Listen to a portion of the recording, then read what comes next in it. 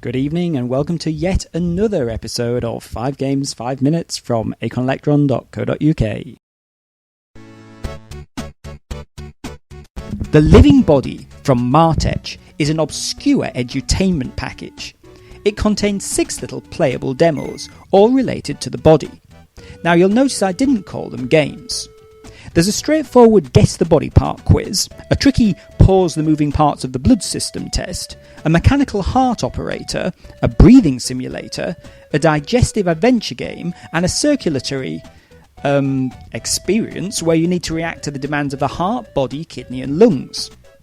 The trouble is that, although at least the simulators are high-end machine code goodies, there's ultimately no real hook factor.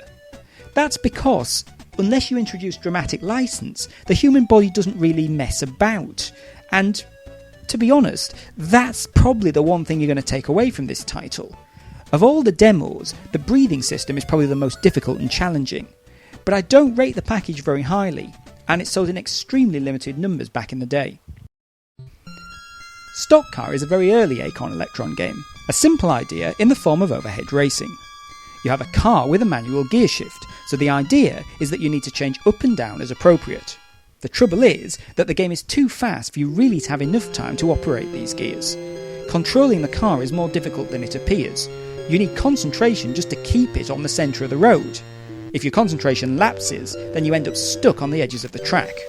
Even more annoyingly, however, there are some track layouts that cross one another. On these, you can be in the lead position, only to plough into another car and be held up for several all-important seconds. There's no real goal to Stock Car, other than to kill a few minutes of boredom. However, it's got loads of options, including circuit style, number of players, oil slick existence, and skidding percentage. It's at its best when you play with a friend and you turn the oil slicks on and the skidding off. Thunderstruck 2 is a graphic adventure game, which is visually stunning. You reprise your role as a space dustbin man, and you found that escaping back to home base from the medieval castle in the original Thunderstruck wasn't quite the happy ending you dreamed of. All of your other dustbin men friends have been enslaved by the 8-bit equivalent of HAL. As this is a Peter Scott game, the solution is to find core pieces and to take them to a ComCon terminal. That's the same solution as in other Peter Scott games. The size of the game is mammoth, with each room teeming with patrolling nasties eager to collide with you, stick to you and drain your energy. They're more difficult to shape than feels comfortable, because the large lush sprites actually mean that the playing area is quite cramped. Thunderstruck 2 is the type of game that is imaginative and, because you have to avoid the nasties, it demands great perseverance to complete it. I really wish you had a gun.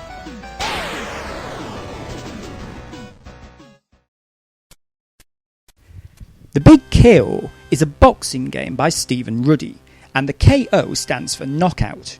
You're challenged to win 8 bouts against 8 separate boxers. Each match is fought against 3 rounds, and you can win either on points or by landing enough punches to knock your opponent out. 2 players can play against each other, or you can take on the computer. There's very little to this game. Granted, the graphics are nice and the introduction to each boxing match is atmospheric. But essentially, the game is little more than a key hammering fest. You need to press 3 keys at the same time to land a punch, and even if you carefully study your opponent's statistics before play, trying to concentrate on the right key combination is not easy. Even worse, the game is multi-load, so if you're lucky enough to defeat an opponent, you have to wait 2 minutes for the next one to load in. Other than the sprite and the increasing difficulty of performing a knockout, there seems to be no variety between levels, and little incentive to continue playing. Warehouse is a budget game where you play Fred, which I think is an excellent name for a hero. Fred is stuck in a warehouse of exactly 400 rooms, and littered around it are all manner of objects, including keys, scrolls and ammunition. A bit of exploration also reveals the office, which is where Fred must take certain objects to deliver them to customers. The scrolls you find tell you which objects are to be shipped to which customers. In many of the rooms you'll find marauding aliens who teleport in through portals. Once the portal is destroyed, that room will be free of aliens forevermore, but some portals are positioned so that destroying them is impossible. Generally, you only find this out after trying unsuccessfully to take it out. For a budget game, Warehouse is pretty good. It's big and, After you've fulfilled the initial orders, there's a bigger challenge that awaits you.